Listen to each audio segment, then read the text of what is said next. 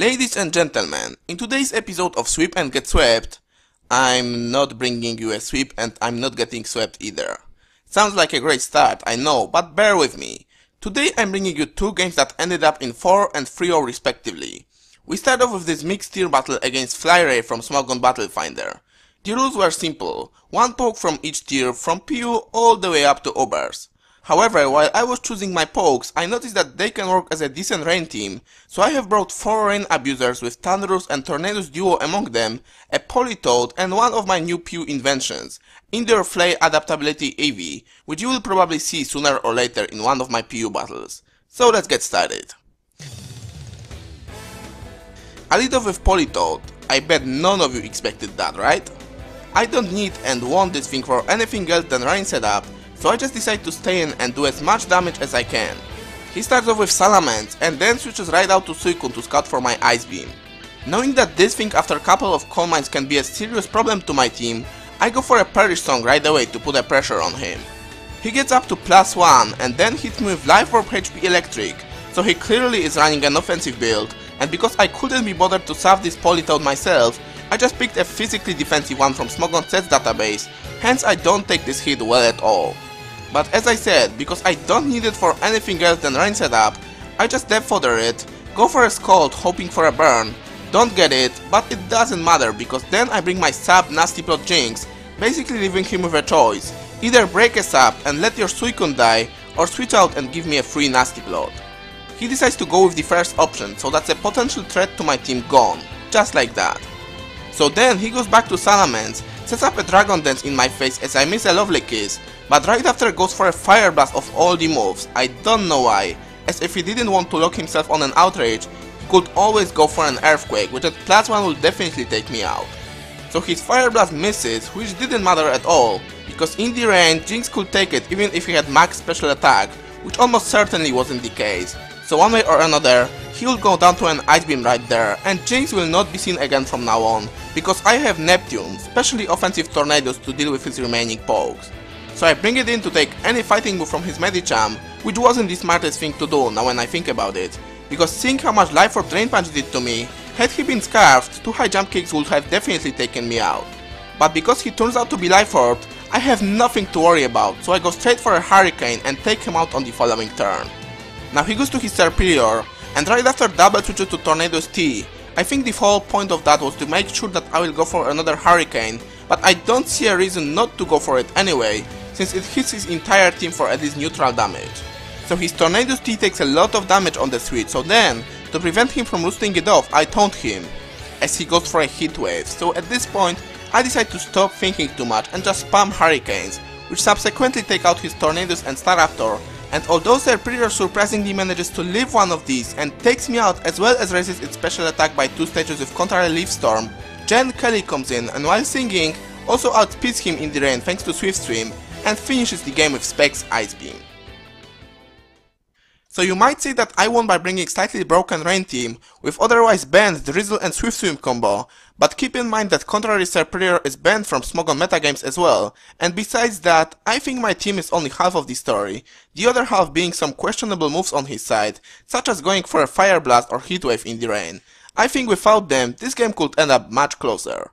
To prove my point, let's see now what happens when my opponent turns out to be better than I initially expect. Such was the case with this PU battle against Tony1995. Looking on the teams, you can already see a slightly different approach to this battle. On my opponent's side there are 6 common PU pokes, which actually look like a team, whereas on my side there are 6 pokes, some of which are not so common, and while each of them can work just fine on its own, from a team they are missing one key part, a special wall, and that bit me quite hard during this game.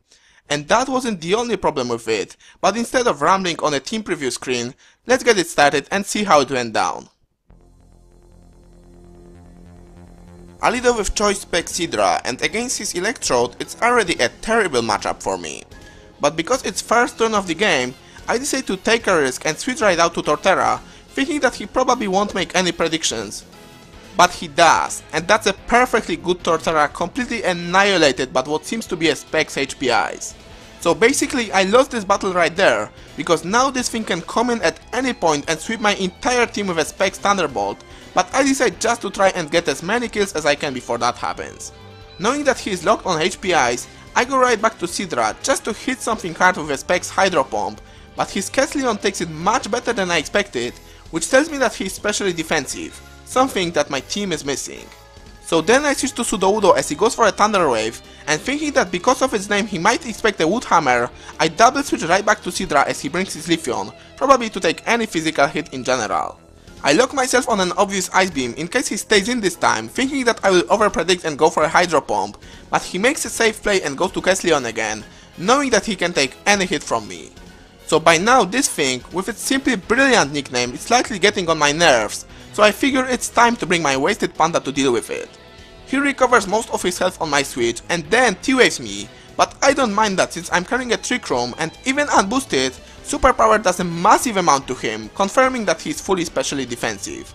Right there though, my frustration leads to some bad plays on my side, because I get fully paralyzed as he reveals a foul play, which I notice nowadays is seen more and more often on a defensive pose. So then I'm thinking, well, that's not a big deal, I will just finish him off now with a Sucker Punch. Except I don't, because I changed his type 2 turns before with a Superpower, and Fighting types happens to resist Dark. Not only that, Sucker Punch changes his typing again to Dark, giving him Stab on the following foul play, which can be clearly noticed in its damage output, so go me, learning color change mechanics the hard way. To sum it up, I go for a Superpower right there, predicting him to predict another Sucker Punch and go for a Recover, but he just takes me out of another Stab foul play. So basically, the last 3 turns couldn't possibly go more wrong than they did. Anyway, now I go to Unfezant and finally finish him off with U-turn to Sudowoodo. Then I exchange a Stealth Rock with his Sandshrew, just to get a free switch to Sidra as he rapid spins them away. But nope, he goes for an Earthquake instead and brings me below half. Then I go for an Ice Beam predicting his Leafeon, and although he stays in, with Choice Specs it still turns out to be enough to be a one-hit KO. So Sidra doing a little bit of work for a team. Yay! Now though, back comes Electrode, and rather than locking himself on a Thunderbolt, Volt switches right out as I bring my Sudowoodo. He probably knew that it can take one Thunderbolt and just wanted to get some additional damage first. Seismic Toss from his Hypno misses the kill by 15 HP, and I do a solid chunk to him with a Stone Edge, but then, unfortunately I get fully paralyzed on the next turn, which is quite significant because it makes all the difference on what happens right after. You see, additional Sucker Punch damage will put his Hypno at the range where U-turn from Unfezant can easily finish it off, but without it, that is not longer the case. So as he takes out my Sudowoodo with another Seismic Toss, I have no choice but to go for my strongest one-time move, Sky Attack. Now just by his Seismic Toss, I know that he's running a Wish Passing set, and that he might want to protect to scout what I want to do and regain a bit of HP with leftovers. Despite that, I go straight for a Sky Attack anyway, thinking that if he protects, I will just go for it again on the next turn. What I didn't expect though is that Sky Attack will use my Power Herb and only then fail because of Protect. If he really protected predicting all that, then wow, that's one hell of a prediction. So now I'm left with no choice but to U-turn out to Sidra as he sets up a Wish, just to hit him with a Hydro Pump before he takes me out, so that I can take him out with U-turn right after. That however gives him a free switch to his Electrode, and he cleans up the field with a Specs Thunderbolt, so that is the game.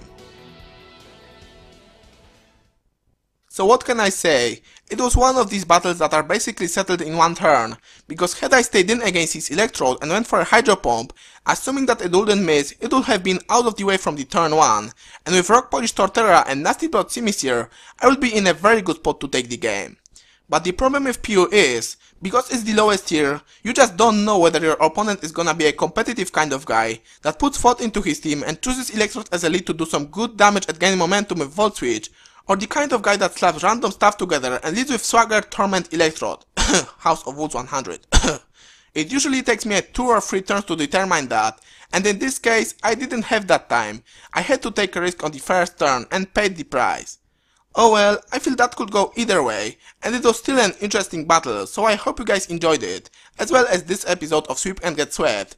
If you did, likes or comments are always highly appreciated, and I see you all next time.